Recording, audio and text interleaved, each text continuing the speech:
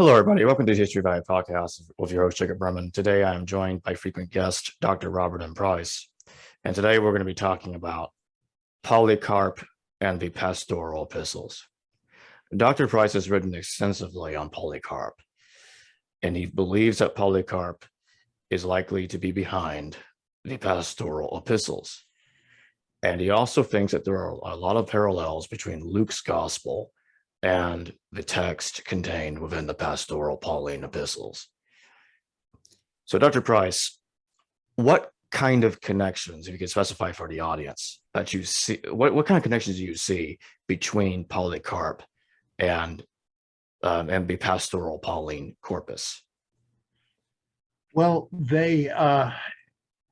Polycarp comes from a slightly later time than we usually date Paul, though, of course, you and I know that's pretty dubious. He, I believe, is the first to quote of the Pastoral Epistles, if he is actually quoting them, because it may just be that this is part of what he wrote. So that it is a spontaneous parallel coming from the same guy in two different writings. The vocabulary has a lot more in common with second century stuff like the Apostolic Fathers. P.N. Harrison did a great book on this, where he goes into exacting detail showing this. And then you can, so that's, why would he have done this? Why would he have written pseudepigrapha under Paul's name? Well, it seems pretty clear that he's trying to provide either a kind of an Orthodox Catholic lens through which to read the other Pauline epistles, because he's more domesticated here and more ecclesiastical and institutionalized. Also, another possibility is that he's trying to replace the Pauline corpus. It's possible that this is a counterblast to Marcion, which it is in any case, which is why one of the pastorals has this warning against the gnosis falsely so called, and the contradictions of it, the antitheses, which was the name of one of Marcion's works. So it seems to me very likely that not only is Polycarp the author of the Pastoral Epistles, but that he is also the redactor of Luke, of the Gospel of Luke. We know that was, or at least supposedly, that was the Marcionite gospel, though it was shorter. And as Tertullian and other Orthodox apologists claimed, that Marcion had cut out any material that would serve to link Jesus with Judaism. But already in, I think, Tertullian's day, he or some contemporary said that you say someone added this stuff into the epistles and the gospel, but we say no, they're different because Marcion cut stuff out, and so that's why his gospel appears to be non-Jewish. It must have been originally, but he must have, the Pontic mouse, Tertullian calls Marcion, he's nibbling away at the text. But it is probably, like the Tübingen scholars said, just the reverse, that Marcion had something closer to the original, both in terms of the gospel and the 10 epistles he had. And then these were very popular because Marcionism was very popular all over the Mediterranean. And they finally, and the Orthodox, who hated Marcionism, decided these people are really a threat. They're very popular. There's no way to just beat them. Of course, this is before they had any state authority. And they said, well, if you can't beat them, pretend to join them. So let's co-opt the Marcionite scriptures, because all right, it wouldn't be a bad idea to have a uniquely Christian scripture. I mean, these guys want to get rid of the Old Testament. We don't. We want to keep it. But the Catholics, I guess you could say the early Catholics or the small C Catholics, whatever, they said, they reasoned, well, if we adopt their scriptures, the gospel and the epistles, but bowdlerize them and sanitize them and adjust them to our social and religious views, what the heck? There's no big problem. That really would de-hereticize the texts, and we can use them. And if people say, "Well, I like the Marcionite scripture," oh, so do we. We got the same thing. I hope you don't notice the changes, but this seemed to work pretty well. But what about filling out the canon, and who would have wanted to do that?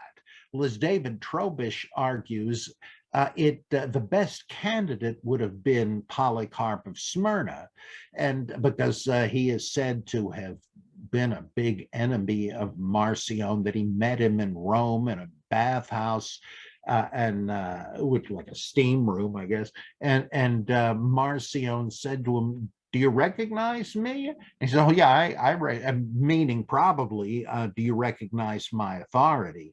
But Polycarp says, "Oh yeah, I recognize the son of Satan when I see him. We better get out of here before the place falls in on us, because this bum is in there." That would kind of that would make him a good candidate, and Trobisch goes into a lot of other arguments for that. That would fit with the dedication of Luke and Acts to Theophilus. Well, of course, a lot of people must have had that name, but there was a Bishop Theophilus who was a colleague of Polycarp.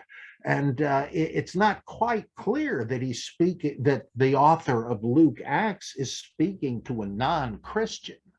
It's rather, he says, look, like he says, a lot of people have decided to write up the story of Jesus, but I'm going to do the definitive version to set things straight.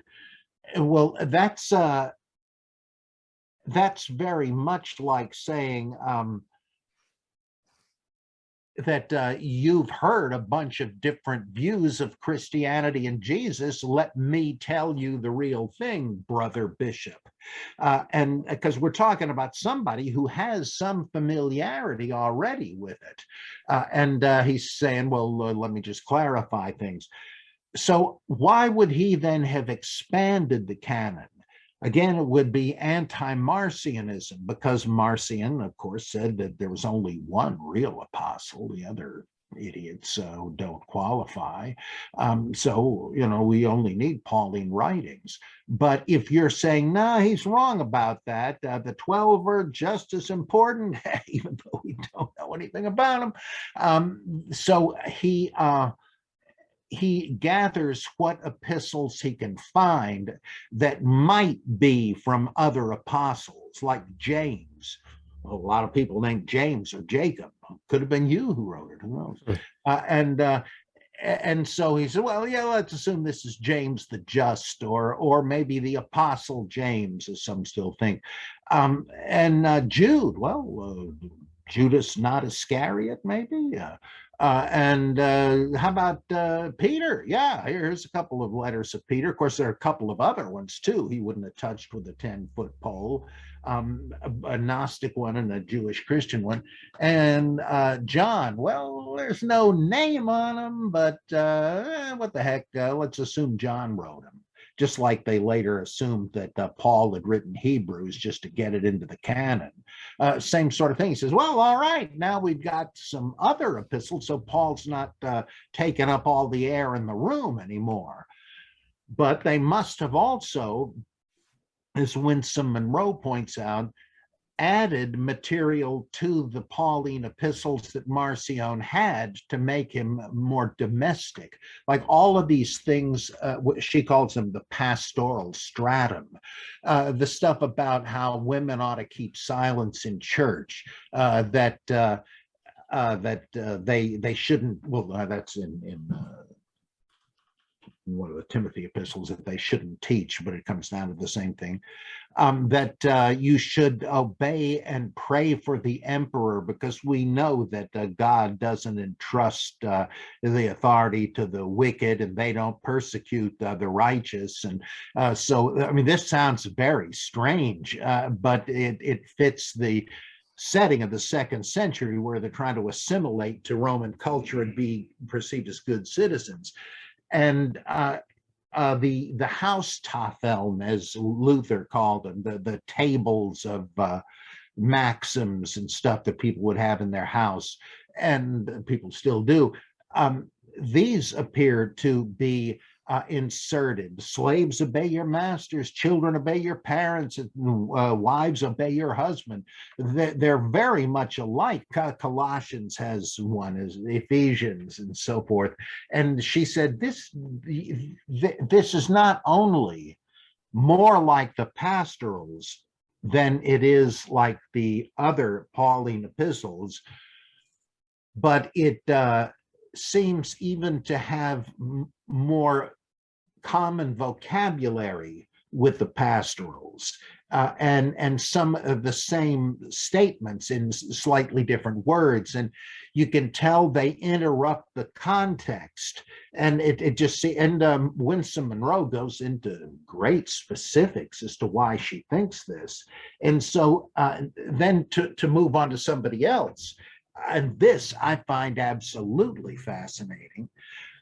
We're told that Bultmann suggested there was what he called an ecclesiastical redactor of the Gospel of John, that originally it was Gnostic, probably written by a Mandean, a disciple of John the Baptist, who converted, as he wants other John the Baptist followers to do, as you can tell in his gospel. Like John the Baptist said, look, I'm worthless, go follow this guy.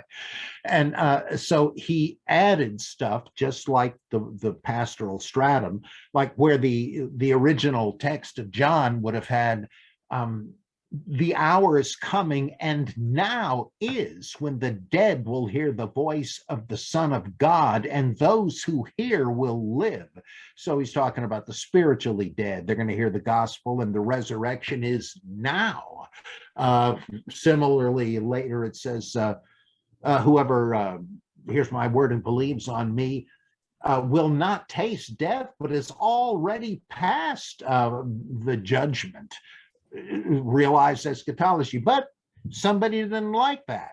They didn't feel at liberty to cut it out, but they have right below the first one I quoted, they have Jesus reiterate very similarly, but not quite the same. He says, the hour is coming, but nothing about it being now, when the dead in their graves will hear the voice of the Son of God and come forth to face the music for what they did. Now we're talking about a bodily future resurrection again. And the strategy was, as somebody might have read the first part of the chapter and said, are they saying the resurrection is spiritual and it's present now? Well, then you read a few verses down and you say, oh, no, I guess not. He clarifies it here. No, it's a contradiction. Made, and this is a common thing in ancient texts, and there are other ones too that I've mentioned. So, well, who did that? Maybe the same guy. So how many of the pastorals do you think Polycarp wrote? Because Marcion, he appears to mention many of them except for 1st, 2nd Timothy, and Titus in his canon. From what I know. So how many of them do you think he wrote, or did he rewrite the pastorals that Marcion mentioned in his canon? Marcion didn't have them, right, at all. And that's probably because they hadn't been written against him yet. Okay. But this is an interesting question for another reason, because the first one to doubt that any pastoral epistle was actually by Paul was Schleiermacher. And he sort of ignored the differences between Second Timothy and Titus on the one hand, and the regular epistles on the other, but he compared what he called the so-called First Timothy with Second Timothy, Titus, and the speeches of Paul in Acts. And he said this wasn't written by the same person. I mean, he was still kind of uncritical about the speeches in Acts and the other two pastorals, but he thought somebody had decided to harmonize the so-called Second Timothy with Titus, which explains a lot of the redundancies. And if Polycarp didn't write that, it would almost have to be Irenaeus, that he decided, well, let me just combine both of them together, because that's in effect what's happened there. And it's also thought by some that Titus was the third Lucan book, that there's a pattern in ancient philosophical schools. I think Charles Talbert pointed this out, where you have the story of the founder, and he can be a miracle worker or whatever, like Pythagoras. And then there is a story about his successors in order to legitimate one of them as the guy. He's the one we follow since the master is gone. And then thirdly, a collection of epistles by the master. And so, geez, I'm not sure if it was Talbert or a couple of people wrote about this, suggesting that, I bet Luke did write all three of these: Jesus, the story of the founder; Paul, the story of the true successor, and though others are in there too, and the letters, at least a couple of them. Could be. I don't know, but that's interesting. So we're saying, like, basically Luke was Polycarp. He wrote the pastoral stratum, interpolated into the regular Pauline epistles. He padded out Luke and John. I don't know who says this, but it seems to me quite likely. I mean, everybody knows that there's a whole lot of big and small. So who do you think wrote the Gospel of John? No way to know. The ancients could have been right who suggested it was Cerinthus. We don't know, but there's an old thing from Papias that Robert Eisler pointed out. He said this had always been neglected, that there was the story that Marcion was the amanuensis of John, son of Zebedee. And so John is dictating the gospel to him and says, okay, let's see how well you've done. And he looks at her and says, what? No one has ever seen God? What the hell? What? You're adding your own stuff in here. And of course, that can't be true, because if it had been true, he would have just trashed it and got somebody else to do it. This has to be a kind of scribal legend to explain away the presence of Marcionite elements in the Gospel of John. Oh, they couldn't have been there originally, but what are you going to do now? You mentioned Cerinthus. He is, from what I know of him, he's an early 2nd century Christian. If he was the author of the Gospel of John, or now from the text I remember reading about him, there's been two different suggestions. In one suggestion, he wrote a gospel that the Gospel of John was based on. In another tradition, it says he just wrote it. Well, that kind of amounts to the same thing. Right. If he wrote Bultmann's hypothetical Gnostic original, and then somebody padded it out, you could almost say that it's the same thing. Do you think the padding out would have taken place after Luke was written? Yeah, and I think that, for instance, you're certainly reading a rejection of Luke's Gethsemane story in John, where he raises the question, well, my hour is just about here. What, should I ask God to spare me this? Hell no, that's why I came to this hour. Father, glorify your name. And the heavenly voice says, I have glorified it, and I will do so again. Well, the people listening said, what was that? Was that an angel or was it thunder? Which kind of plays on the the Brontologion at Qumran, interpreting thunderclaps as oracles. But the idea that he's rejecting the notion of Jesus getting worried and preferring to skip the cross. And so he says, now some people thought an angel spoke to him. You mean Luke? Because he has an angel come to console and strengthen Jesus, just like with Elijah. And it seems to me that the Gospel of John is rejecting this from Luke, though there are many, many places, 20 or 30, where you have unique correspondences between Luke and John that are not in Mark and Matthew. And in fact, whenever there is a parallel in both John and Matthew and Mark, Luke always goes with the Johannine version, not the other synoptic version. So there have been various attempts to explain, what do these gospels have to do with each other? I mean, it's got to be something. And that suggests to me that there was actually a back and forth, that people kept revising each gospel in light of the other. Adding stuff and correcting stuff. Who was the ecclesiastical redactor, if there was one? I mean, there's certainly a consistent theme of adding sacramentalism and futuristic eschatology. And that sounds to me like it would make sense if that too were Polycarp, since he seems to have set up the 27-book canon. This reminds me of what you're saying reminds me of what Dr. Marcus Vincent said in one of his books. He's saying that first Clement and Ignatius, these very early Christians, all failed to quote the Gospels, and because of that, he argues that the Gospels had to have been written in Marcion's era, and it reminds me of something else. A great point you brought up while we recorded with Dr. Rodney Blackhurst is that Clement says that Paul only wrote one letter. And that statement always bothered me because I've also discussed that on my show before. And I'm like, after looking at that statement again recently, in light of that recording we did with Blackhurst, I think I'm there. I'm convinced. Yeah, I'm convinced that I don't see how one can say now that Paul wrote those epistles. It took me time to get there. Yeah, me too. Yeah.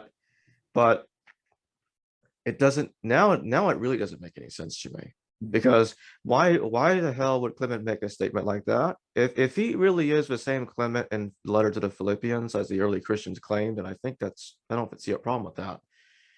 He should know. He met the man. He should know. And yeah, I think that's a problem. It's a huge There's problem. another thing in First Clement that jumps out at me ever since I was reading a bunch of the apocryphal Acts of the Apostles.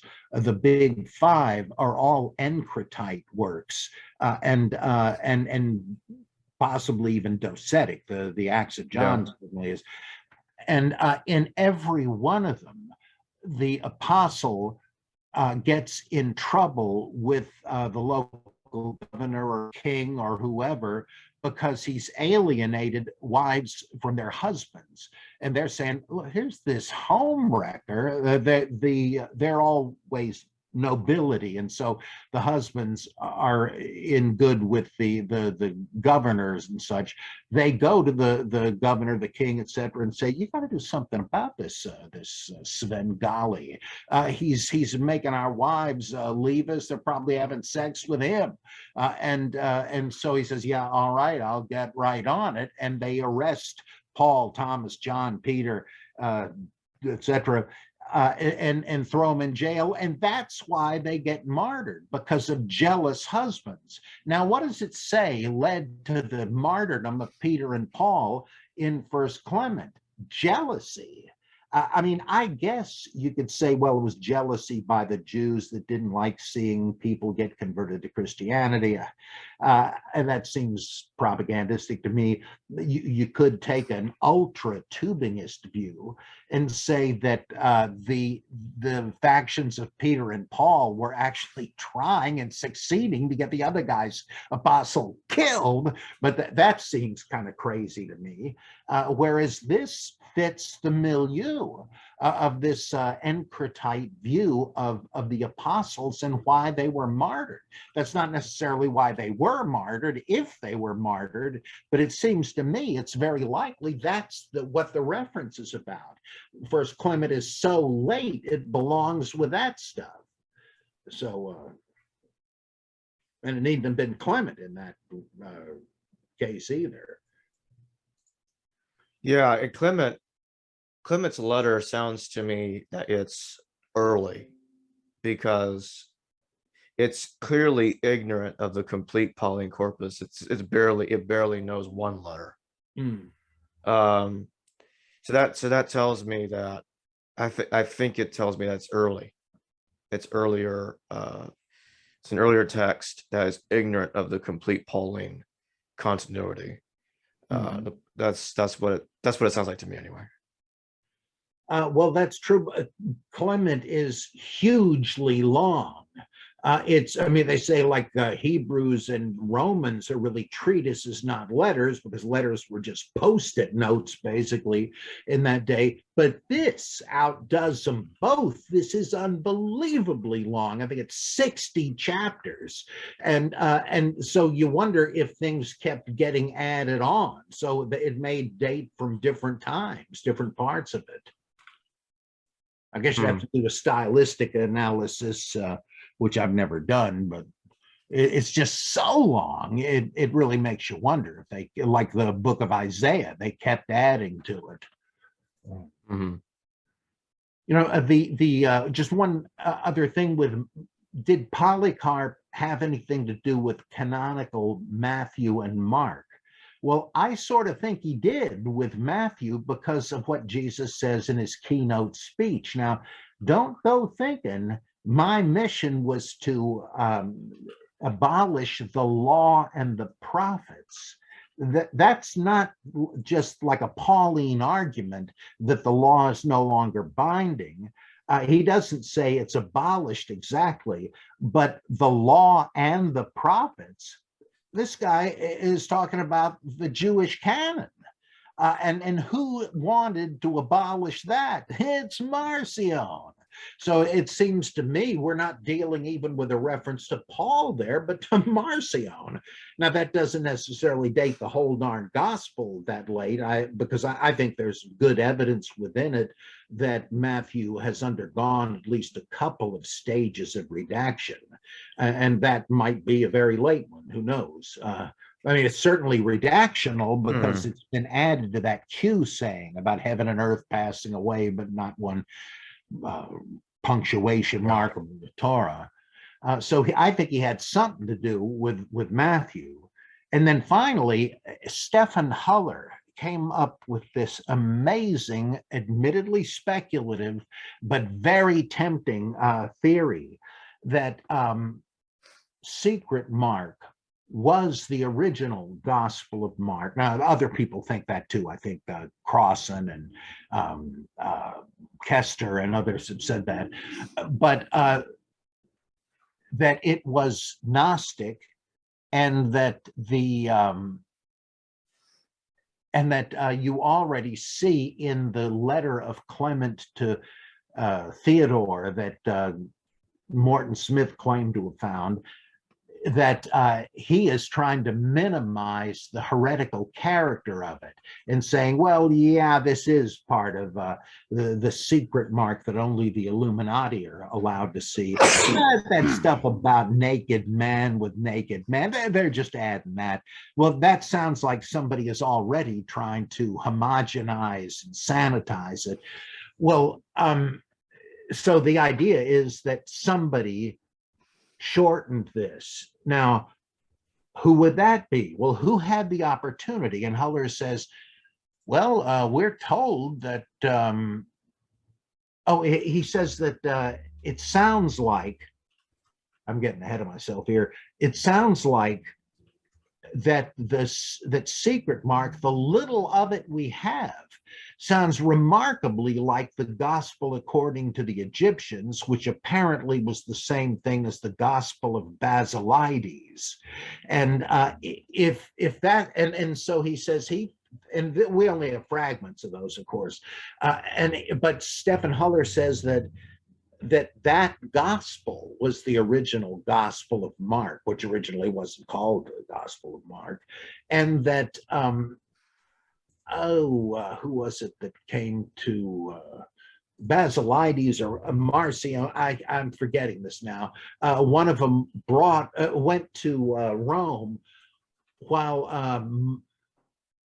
Marcellinus or something was there, and so was Polycarp. And if the two met, the Gnostic would have shown this gospel to Polycarp, who might have said, "Can I copy this?" Very much like how Bishop, what's his name over in Rosas, borrowed a copy of the Gospel of Philip from some Docetists or something, and that he said, "Well, this is good, but there's some stuff we'd have to get rid of from it," just like they redacted the anti-Chinese Communist Olympics commercial.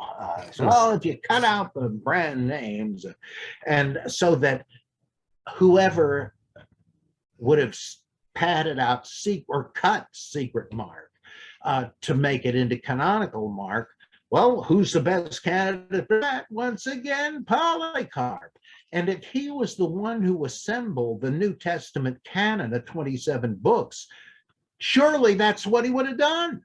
Now, this assumes that the secret gospel is actually an ancient text, and there are arguments on both sides. I don't know, but if it's a legitimately ancient text, boy, it all fits together amazingly. And one other thing. I'm sorry. Sure. D.C. Torrey, who thought the Gospels were originally written in Aramaic and translated into Greek, a view that is spat upon these days, but I find his arguments pretty interesting. He said that you're not dealing with Septuagintal. No, you are. You're dealing with Septuagint type Greek, which is translation Greek. He says that's what you've got in the Gospels and what you have in the first half of the book of Acts. Whereas from chapter 16 through 28, it seems like it's written originally by a Greek speaker who wanted to continue the story. Well, you know who that would have to be. If Polycarp came across what Torrey called first acts and decided, well, good stuff here. I'll translate this, but let's carry it a little farther. Who knows what sources he had, and he wrote the second half. And that fits amazingly well into F.C. Bauer's theories, though he never said that in particular. But it's interesting that all of the Peter-Paul correspondences are in first acts. There's something you could nominate as one in second acts, but you don't need it because there's already like a sorcerer to oppose the apostle in the first one.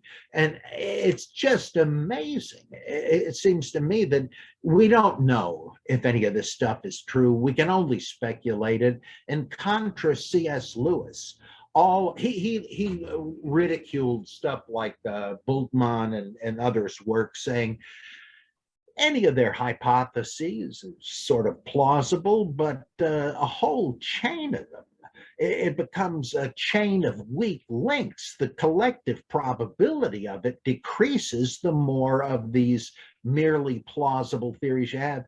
Well, you may be right, Clive, but the same thing holds true with apologetics arguments. It's all a chain of weak links. That's all we've got. What is also interesting is Jerome says that Paul utilizes a text called the Apocalypse of Elijah, or the Apocryphon, of Elijah.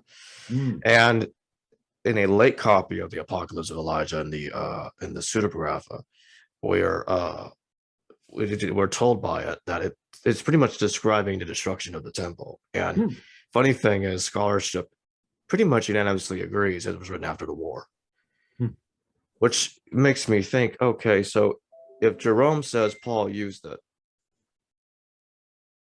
the scholars are saying Paul's in the 50s AD, but those same scholars are saying the apocalypse is post-war. How does that work exactly? Yeah, come on. Is he time traveling? Does he know about the text from the future? I don't I think bet you so. there's some crazy apologist who would say so. But yeah, that's what you have to resort to. Boy, Yeah. just like I think that Fourth Ezra is earlier than Q, which puts Q not so early because of parallels that seem to me pretty striking. You convinced me of that. Yeah, I remember you talking about that in one of I think it was the interview that we did before the Dr. Blackhurst interview. Yeah, I think so. yeah, it was. It's one of those videos. Mm-hmm. Oh boy, it's so interesting. It really is. Boy. Now, what's interesting now, some will argue, actually, this was like when I communicated this to James Valiant. I was telling him, hey, look, Clement says the epistle, but he actually says that that's not enough to lean singular. Well, what do you think about that? Well, I admit it's iffy, but he does say, take up the epistle of Paul to you. I mean, the only way out of that I can see is to go Schmidthal's one better. He thought that both First and Second Corinthians were made of numerous fragments that somebody had to try to paste together like one of the Dead Sea Scrolls. Now, if at some earlier time they had been pieced together into one huge letter, okay, but I don't think there's any real record of that. That's the thing. Nobody in the early church thought that all of Paul's epistles was one giant letter. Yeah. And it sounds like an evolutionary thing, because first Clement says the epistle, and when you get to Marcion, now it's many epistles. And then nobody in between mentions Paul's epistles between Clement and Marcion. Mm-hmm. I have a chapter on this in The Amazing Colossal Apostle, this long desert period where people are either studiously avoiding the epistles because they're heretical or there aren't any yet. And so who knows? But everything's still so open. So since you are tempted to agree with Stephen Heller that the secret gospel of Mark is likely the real first gospel of Mark, when would you date the canonical Mark?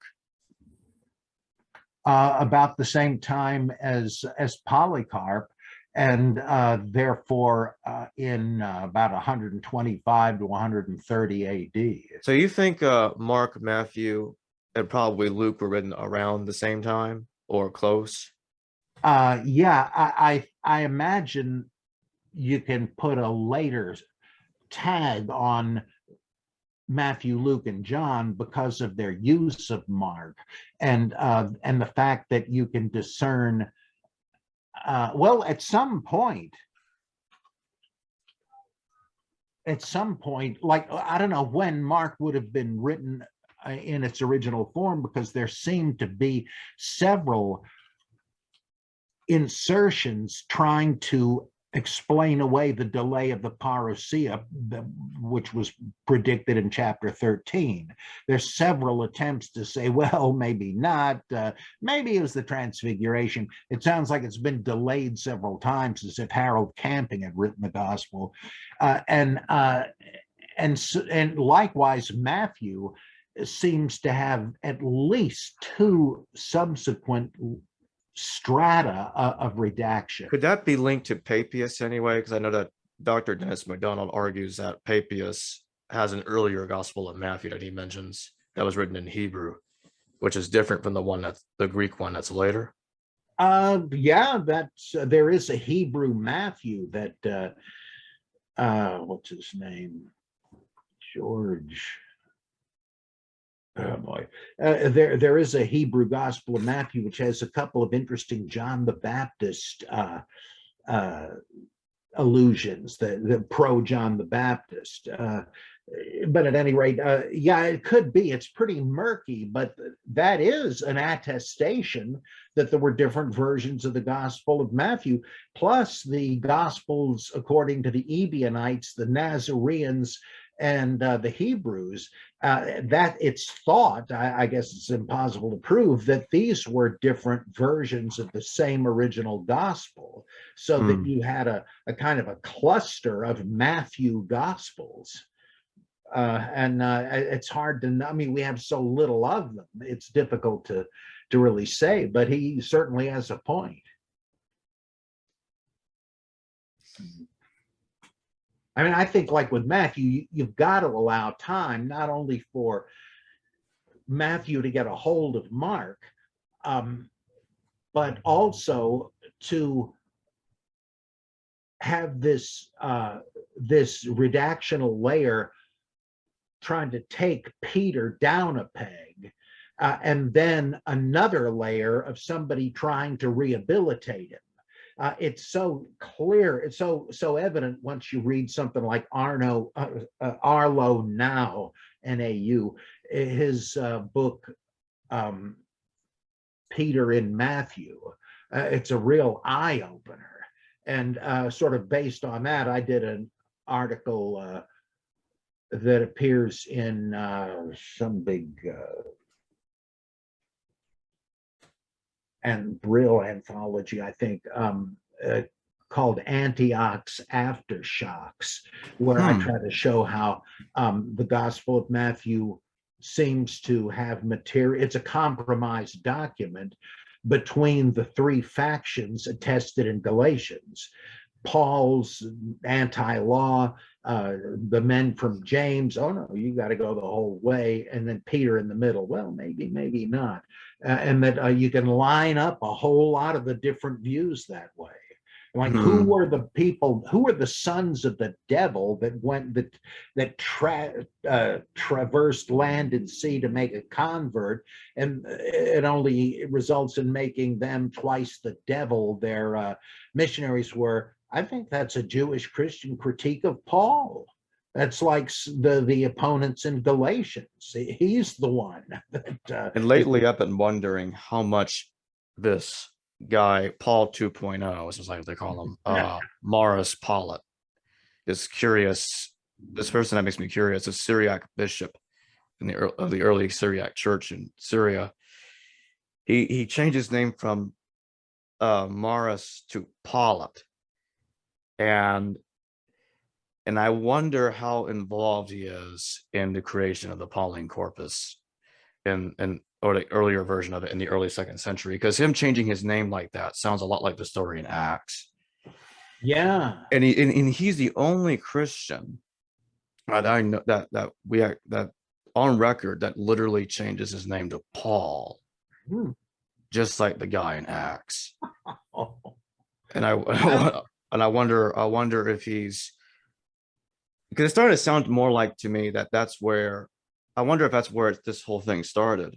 And what he's doing is he's imitating the Saul and Josephus, who I think was the originally intended Paul to be, because I think that's the character that the Pauline chronology was grafted over. Because why else would Romans 16 make the argument he was a Herodian?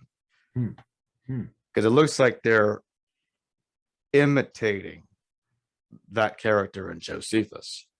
You know, it's going back to Luke Acts, knowing Josephus, because again, that opens a can of worms. If scholars are admitting that Luke Acts knew Josephus, well, then we're inviting the possibility of the whole New Testament, New Josephus, aren't we? Oh, yeah. Yeah. Like Ted Whedon shows in The Two Jesuses that there's over 20 correspondences between the Jesus Ben Ananias story and the various passion narratives. And one he really zeroes in on is when Pilate asks Jesus, "Where are you from?" Well, Albinus or whoever the guy was, I can never keep it straight. He asks Jesus Ben Ananias, "Where do you come from?" Like, what? That seems like literary dependence, because what's the likely? It seems like a kind of pointless question. Otherwise, you can imagine somebody asking it, but both. But there's lots of stuff, as you know, between the two. Oh, yeah, I am really interested in this Morris Pollitt situation, and I just don't think that parallel is a coincidence. That and it looks like Acts has backdated the conversion to the mid first century, and grafted it into the timeline of Saul, the kinsman of Herod Agrippa, fascinating, who has been obviously reshaped into Saul of Tarsus. Boy, oh boy. And Walter Bauer points out how when this guy Palut, or however you say it, when he started a church in Edessa or the neighborhood, they had to call themselves Paulicians after him, because the name Christian was already the trademark of the Marcionites. Boy, boy. It sounds like a counter Paul. Yeah. And the other thing is, I'm pretty sure that the Christians were confused as to who Paul was, because in around 200 AD, when we get the Clementine recognitions, we can see in there that, oh, Paul murdered James, but the historical Paul didn't kill James. Ananias killed James and Josephus. What's the deal with saying Paul murdered him? It sounds like to me they confused Ananias and Josephus with Paul, and that was the whole point of the Ananias as Paul that I talked about a while back. And you've heard of me talk about that before too, and other people were asking you about what I was saying. But what I was trying to say is that Ananias was confused with Paul. Otherwise, how else can we explain what's going on in recognitions? And other texts, as you pointed out, which obviously is under the impression that Paul is Semamagus, and I really do doubt that Paul, Semamagus, and Ananias are all the same guy. That doesn't make any sense. You can't have it both ways. So what's the deal with it? Well, it must mean that the Christians are confused as to who wrote the letters. Made worse by the fact, and I love that Dr. Blackhurst brought up this point in the last discussion. Oh, Paul was in Iconium. I was like, wait a minute there. Romans 16:22, Tertius wrote Romans, not Paul. It contradicts Romans 1. And then in later Christian texts, Tertius is at Iconium too. He's a bishop there, even. Which must be a passerby indirect equivalence between Tertius and Paul. And doesn't Tertius mean third? I think so, yeah. And in 2 Corinthians, Paul gets on a triple shipwreck. There's like threes associated with Paul. 3 times this, 3 times that. And then Tertius. It makes me wonder. My Star Trek episode where they're in the time loop, and suddenly threes start appearing all over the place because Data is. I remember that. That's like Riker's insignia. His strategy is the one to follow. You're like, why? Yeah, he was sending a message to his earlier self so they could get out of the time loop. Yeah, I love that one. Wow.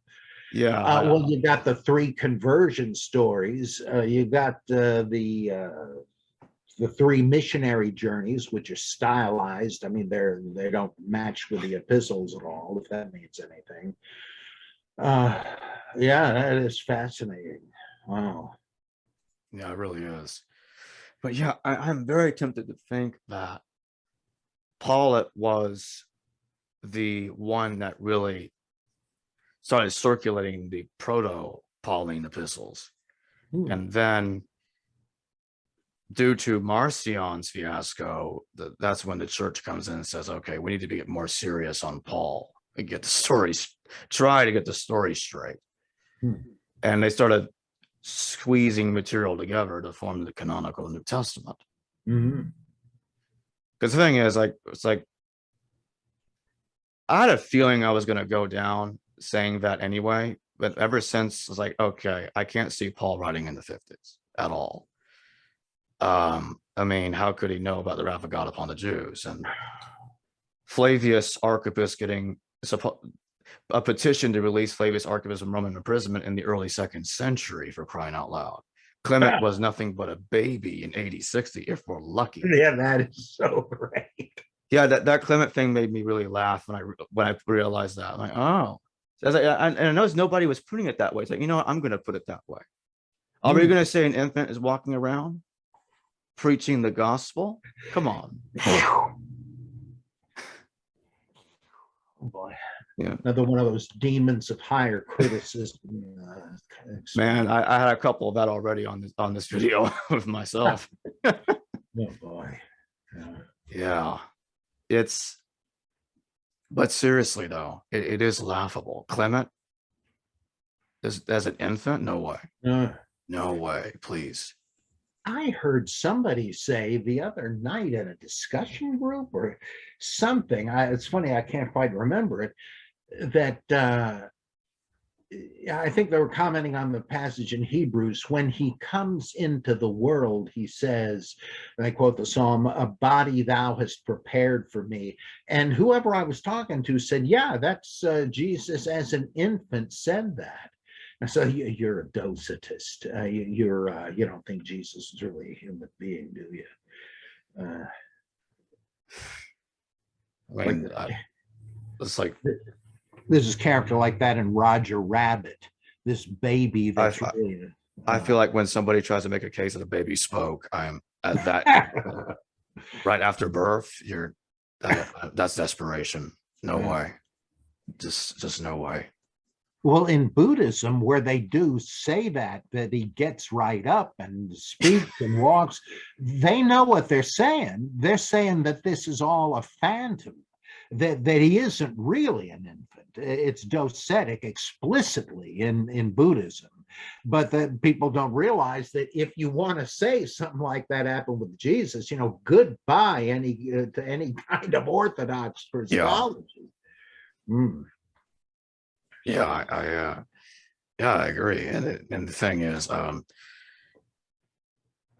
just say this: I don't think I still think, regardless of the authenticity, the amount of authentic material in Paul or not, or if none of it is authentic, I don't think any of it contradicts a historical Jesus, because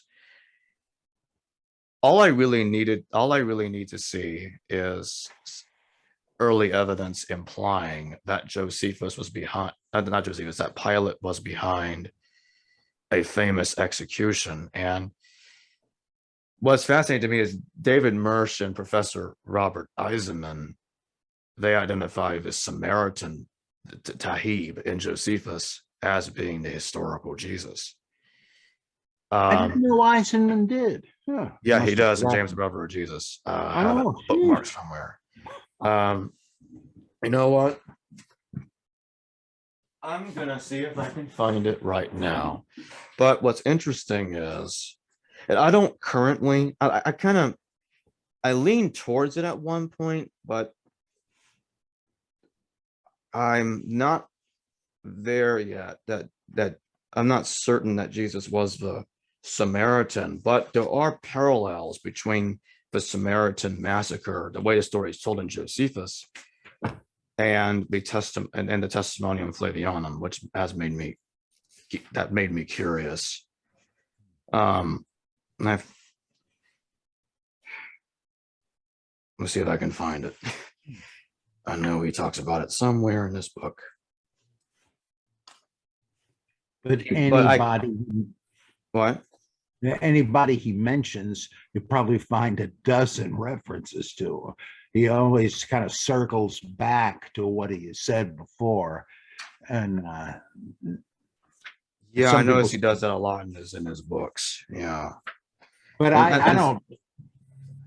He did Okay. finally have a Reader's Digest version of it, but I always defended that because what he's doing is like he's creating the parts for a vast mechanism, and it's like he's got to return to this one and that one in the process of building it. It's almost like he's juggling, and he has to keep these different balls in the air. Okay, Right. now we're going Yeah. back to this, and you'll see what it really means. And it's amazing. I think I read this over 20 years ago. Right. Many times. Okay.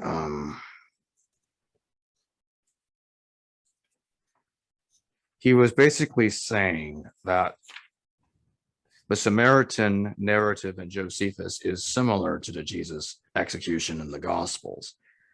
Although the locale was not the Mount of Olives, it was at Mount Gerizim. That's essentially what he said, almost phrase word for word in his book. I'm just going to the index to see if I can find the Samaritan being mentioned. Here we go. I think I found it. 78, 153 as well. Okay. He mentions it more than that, but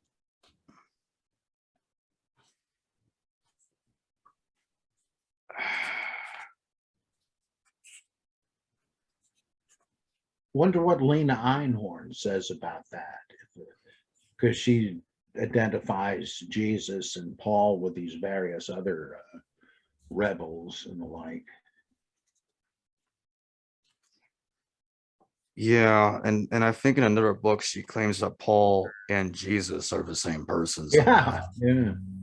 And I just don't see that. And the thing is, when I read her book, and I think I talked about this to you before, the way it sounded to me like, yeah, she points out a lot of alleged parallels, but I was actually turned off by her argument that, oh, they both went to the same mountain. And the only thing I could think about in my head is two people hiked the same mountain, therefore they're the same person. And after that happened, I was like, okay, I think I've had enough. I was turned off by it. Okay, here we go. I finally found it. It's at page 494. He says, a good thing I highlighted it, the Redeemer figure of the Samaritans called the Tahib also seems to have been a Joshua-like figure, or a Joshua redivivus, or a Joshua come back to life. Some 25 years before, and again under Pontius Pilate, and coinciding with our Jesus episode in the Gospels. Josephus records another disturbance or uprising led by such a Messiah-like individual in Samaria, looking suspiciously like the Jesus episode in the Gospels. This uprising was also brutally repressed by Pilate, including, it would appear, a number of crucifixions. Only the locale was not the Mount of Olives, but Mount Gerizim, a Samaritan holy place. In fact, early church writers often mix up Samaritan sects, including one supposedly originated by Simon Magus and a colleague of his, Josephus, probably our Dorcas or Dortus above, with one circulating about daily believers like John, James, and other Essenes Ebionites. Wow. So he was definitely leaning that the crucifixion story has a tie-in to the Samaritan incident recorded in Josephus. And I remember somewhere else in the book, I'm not going to go looking for it. He says at one point he suggests the Gospels could be as late as the 2nd century, Good which, man. yeah, yeah, I think it's like he's not directly saying it, but I can't help but think that what he's implying is the Gospels use Josephus. He's implying Yeah. it. Even if that wasn't directly the intent, it was more of a subconscious thing. That's how it's coming out to me. Well, I have wondered if, just like the gospel passion narratives depend on the Jesus ben Ananias thing, if another element was harvested from this tradition. Pilate is eventually recalled to Rome because of his brutality in this case.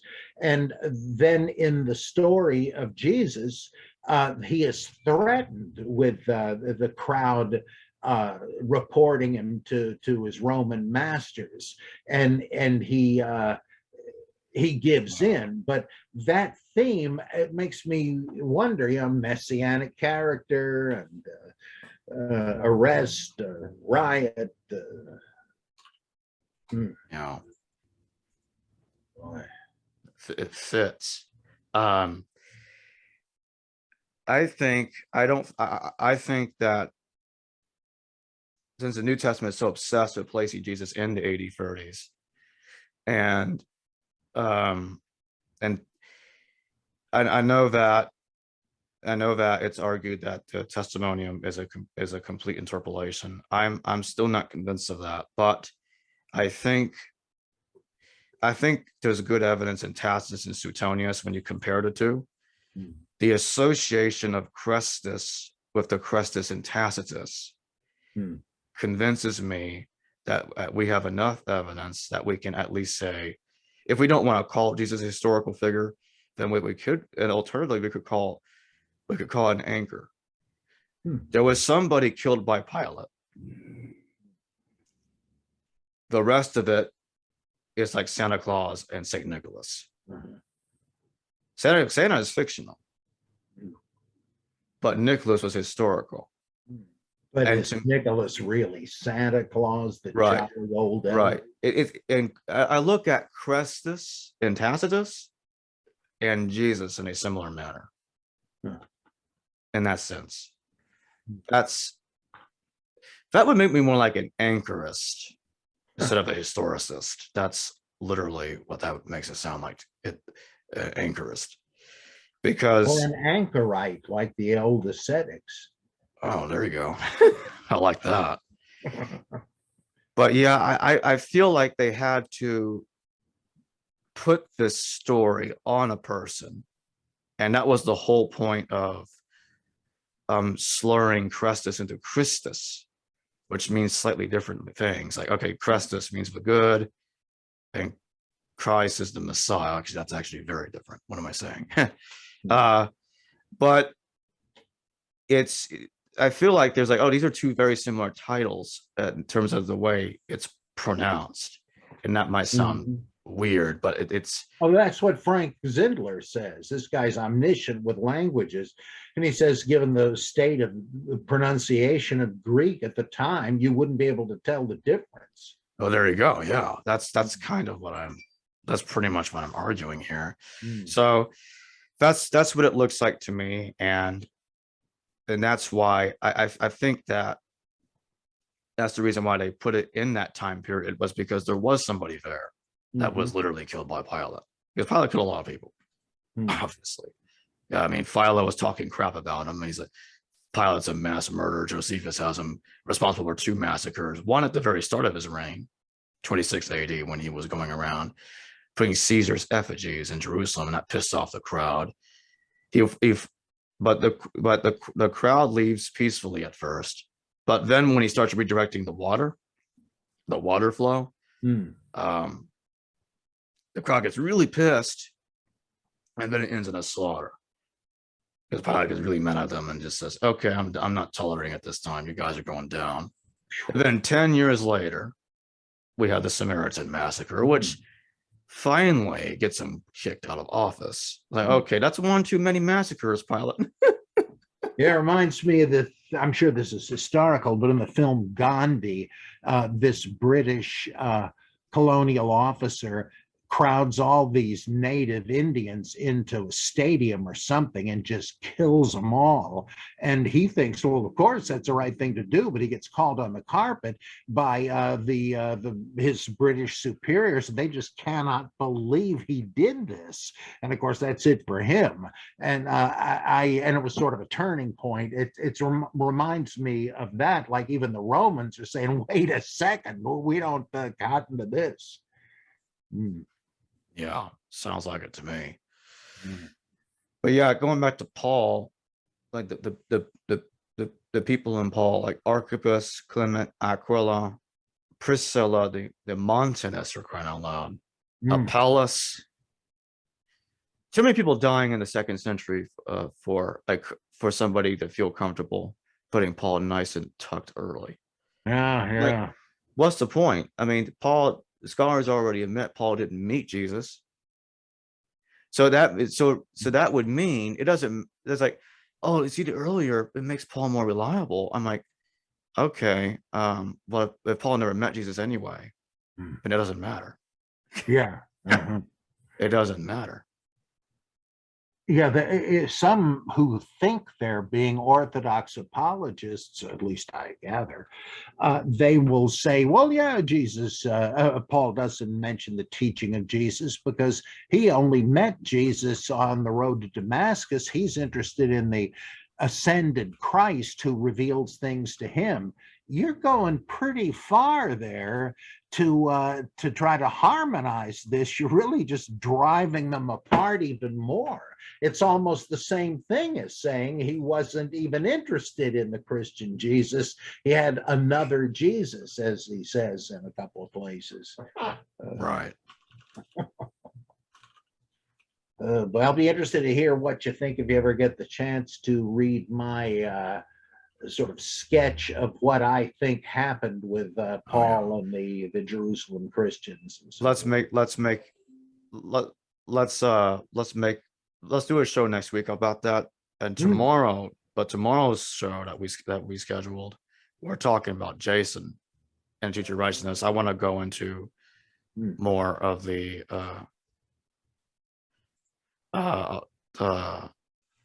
parallels between the teacher righteousness and second and the characters Jason and the second Maccabees. There's a lot to talk about there. Yeah. Wow. Hello viewers, thanks for watching this video from the History Valley YouTube channel. Please don't forget to subscribe and hit the notification bell. And if any of you wish to further support this channel, please consider checking out this channel's Patreon page and becoming a patron, and or donate through PayPal or through Super Chat during a live stream. Thank you.